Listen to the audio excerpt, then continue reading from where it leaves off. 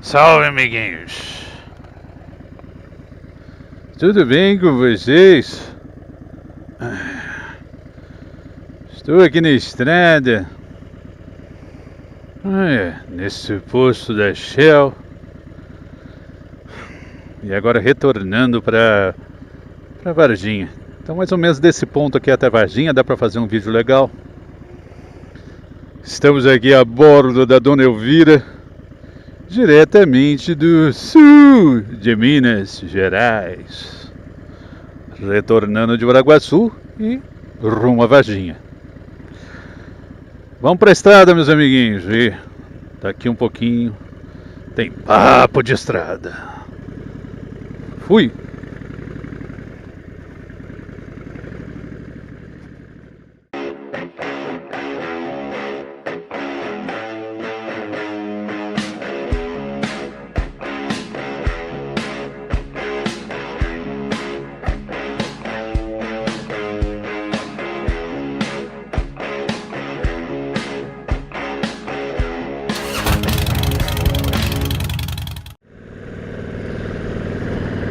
Salve, amiguinhos! Tudo bem com vocês? Ai, eu tô aqui na minha boa estrada. É o que os senhores sabem, não dá pra ficar fazendo muita graça agora, não dá pra ir muito longe. Mas lembra que eu falei pra vocês, a grande paixão nossa é rodar. Seja perto, seja longe, aonde for. O que a gente curte mesmo nessa vida é rodar de moto. Então não importa muito o destino, sabe? O que importa mesmo é estar circulando o óleo, seja aqui da Dona Elvira, da Dona Malévola, até mesmo da Delícia. Mas isso é importante, meus amiguinhos. Vamos lá, meus amiguinhos! Vamos rodar pelo sul de Minas Gerais. Isso é muito bom. Meus queridões, teve um querido amigo do canal, nosso inscrito, que solicitou o seguinte tema. Que tema que é esse, Maricão?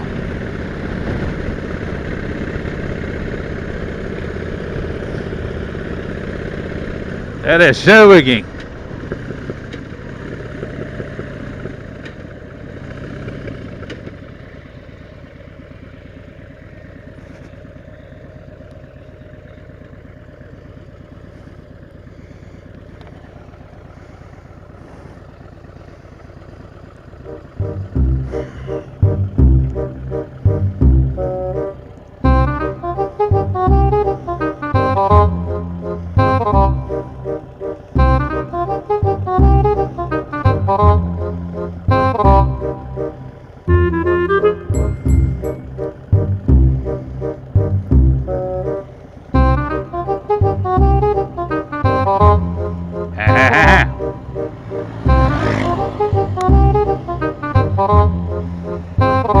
Moçada, aqui a gente faz ao vivo.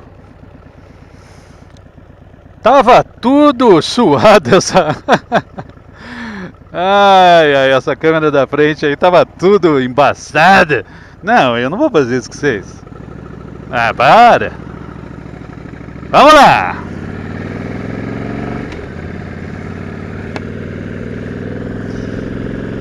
Vamos ver, se embaçar de novo eu ajeita outra vez. Melzinho parado aqui.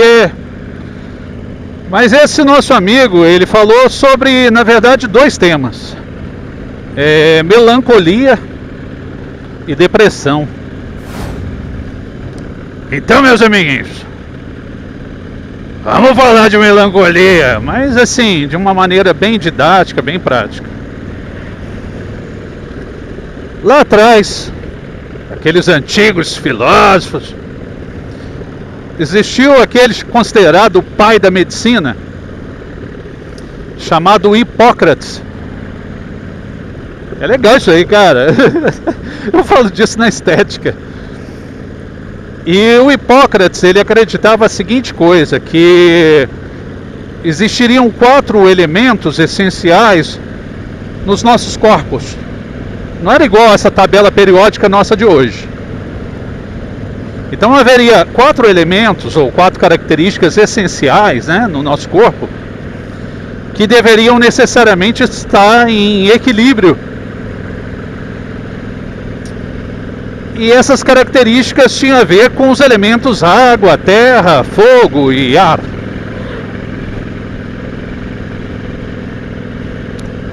E resumindo, ele teceu ali alguns temperamentos que eram associados a esses elementos. E esses temperamentos, né? Dentre eles, existia um temperamento chamado melancólico.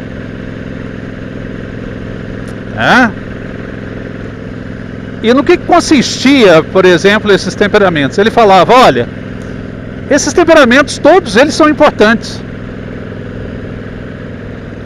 No entanto, quando qualquer um desses temperamentos ele se desequilibra, ou seja, ele passa a dominar o sujeito em detrimento dos outros, né?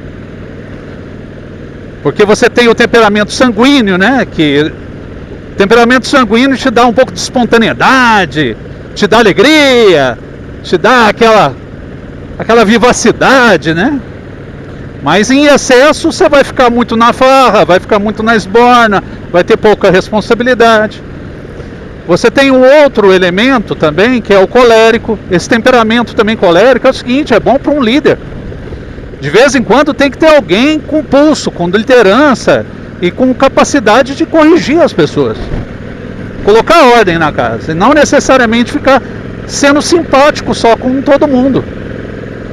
Então eles acreditavam que o excesso também de cólera faz o sujeito ficar insociável.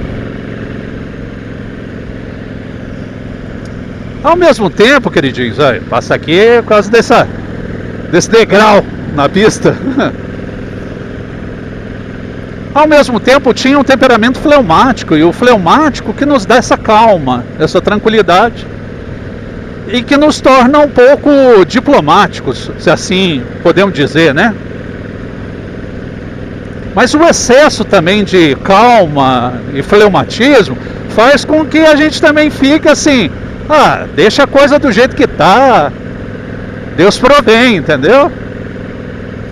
E o temperamento melancólico dá também para o sujeito uma sensibilidade de percepção, de imaginação, uma sensibilidade artística, um detalhismo científico muito forte. Então eu, por exemplo, quando eu analisava esses temperamentos e as associações aos temperamentos, eu sempre me encontrei muito no perfil melancólico. Eu falo, sou melancólico. Mas isso não tem nada a ver com tristeza, sabe? Com essa apologia, sabe? Ao vitimismo, etc e tal. Mas o melancólico, se ele exagerar na dose, o que acontece? Fica difícil a convivência, ele fica muito perfeccionista, muito detalhista, e nem todas as pessoas são iguais, não vão conseguir tanta disciplina, tanto detalhe, tanta regra, né? E nós melancólicos, por exemplo, nós nos cobramos muito e às vezes, por consequência, a gente acaba cobrando dos outros aquilo que a gente se cobra. Então quer que todo mundo seja melancólico, e não é bem assim. Então a melancolia, segundo o Hipócrates, é uma das nossas características, é um dos nossos temperamentos fundamentais. Então Hipócrates falava a seguinte coisa: se desequilibrar esses 4 temperamentos, se você não conseguir de vez em quando ser expansivo, se de vez em quando você não conseguir colocar também ordem, regra, sabe, liderar alguma coisa, se você não consegue de vez em quando se desconectar, ficar mais zen, mais suave, mais meditativo, mais diplomático, mais flexível, Mas se ao mesmo tempo também você não se aquietar um pouco para observar melhor as coisas, ter uma capacidade maior de reflexão, de aprofundamento, né? Porque o melancólico ele é profundo, né? Enquanto o sanguíneo ele é mais superficial. O sanguíneo é mais imediatista, né? O melancólico ele estuda cada detalhe. Então muitas vezes quando ele está em vício, quando ele está em excesso, ele perde muita oportunidade, porque ele pensa demais, ele avalia demais, aquela coisa toda. E muitas vezes é dominado, não somente pela ansiedade, mas por questões como depressão. Agora a depressão, meus amigos, ela tem inúmeras naturezas, né? Uma delas é química, onde há um déficit de determinadas substâncias, ou há essas substâncias, mas os receptores não estão cumprindo muito bem as suas funções, ou até mesmo, né, por questões que vão se acumulando, excessos, né, estresses,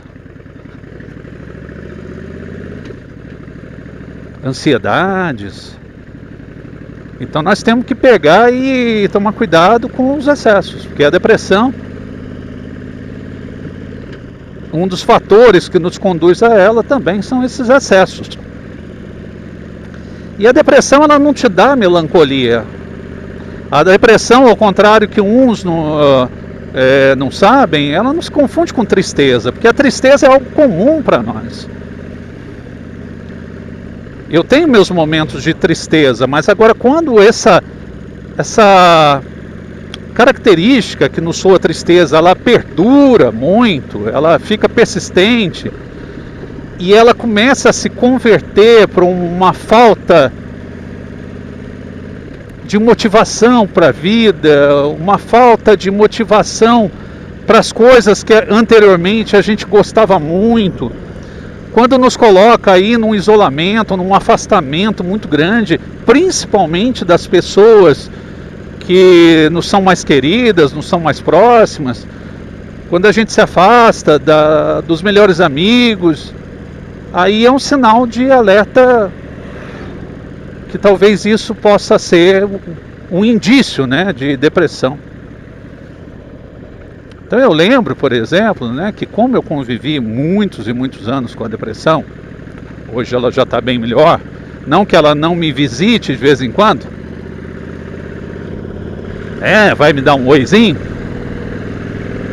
que eu tenho uma propensão muito grande, né, estrutural, química. Então quando ela vem ali eu já fico atento. E detalhe, escrevam isso, meus amiguinhos queridos, aproveitando essa paisagem aqui, junto comigo e com a minha querida Dona Elvira. Doença é alerta. Doença é, de uma certa forma, quase que um diagnóstico. Grande parte das doenças, elas chancelam exatamente as nossas condutas anteriores, a nossa forma de pensar. Muitas vezes doenças crônicas revelam também comportamentos crônicos, sentimentos crônicos, pensamentos crônicos, né? Então a gente tem que ficar muito atento para isso. Aprender a ouvir o nosso corpo, né? A dor, ela nos revela muita coisa.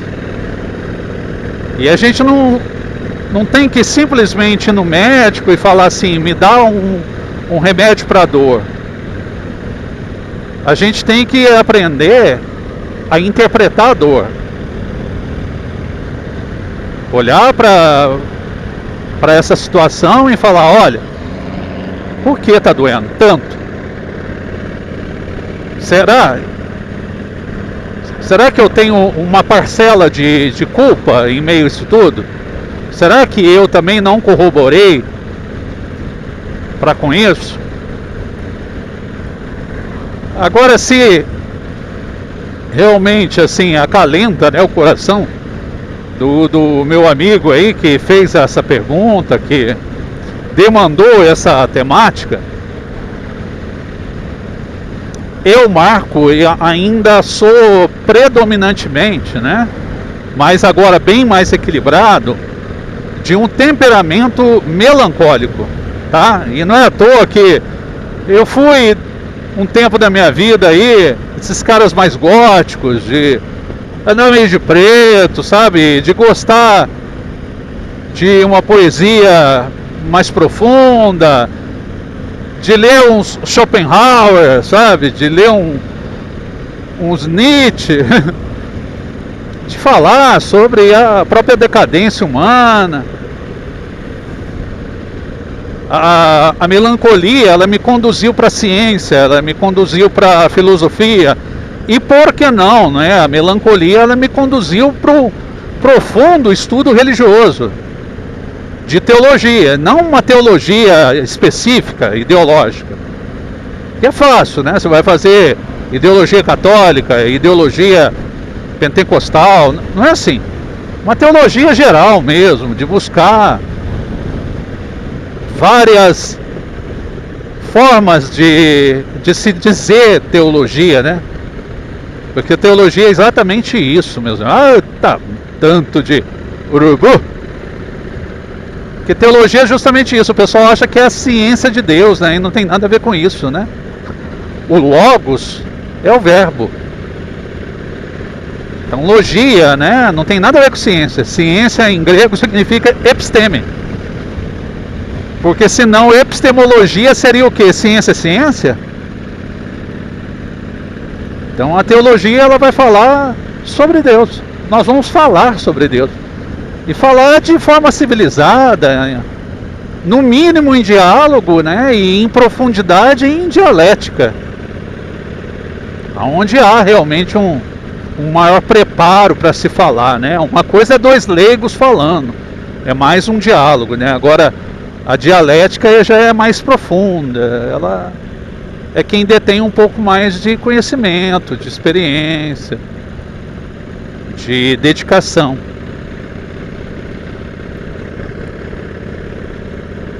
Entenderam, meus amiguinhos? O Marcão gosta dessas temáticas existenciais profundas. Mas é bom, é muito bom. Mas tem uma coisa também que eu tenho que falar para os senhores.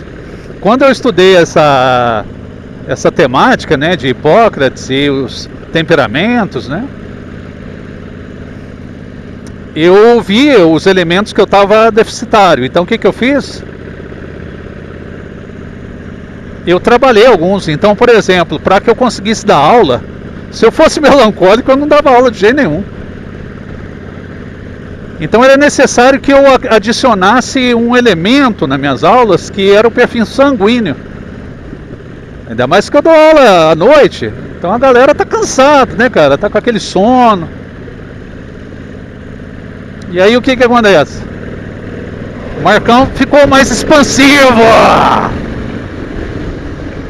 O Marcão ficou um pouco mais aberto aos questionamentos. O Marcão ficou um pouco mais piadista, festivo. Antes o Marcão era muito fechadão, muito profundo no seu mundinho assim, interno.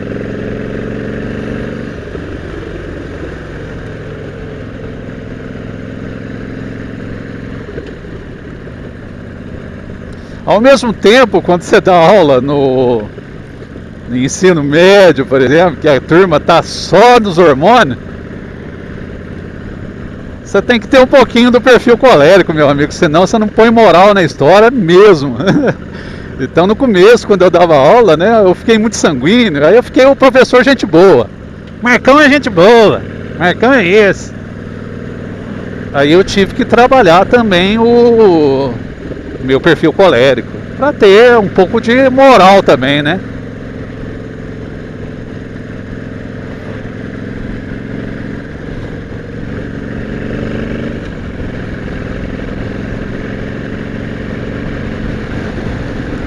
E ao mesmo tempo, trabalhando o fleumático, né?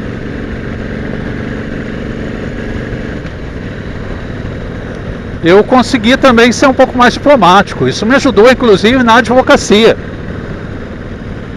Existe um ditado na advocacia que fala a seguinte coisa: muitas vezes é melhor um mau acordo do que uma boa demanda. Ou seja, às vezes é melhor fazer um acordo do que ficar brigando anos e anos, e isso vai desgastar muito mais a relação.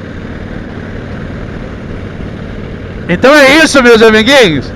Chegando a Varginha. Aí, ó, pelo menos a plaquinha de Varginha está chegando. Amiguinhos, curte o vidinho do Marcão. Opa, tá vindo um aqui à direita aqui, ó. Bruto, ó. Olha pra você ver. Ó, vai passar ali na zebra. Isto, de forma inconsequente. Tava apostando corrida com outra caminhonete, né, sem vergonha.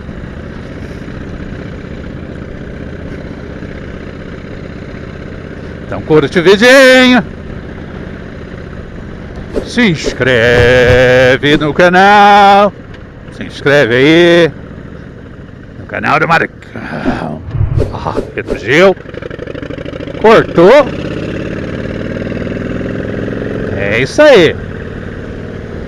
Nossa, vamos abastecer, dona Elvira. É. Hoje ela engoliu a gasolina aqui.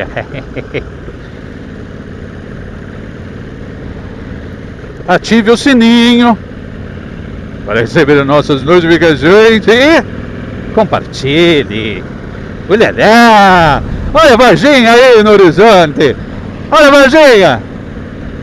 Olha. E vamos abastecer a dona Elvira.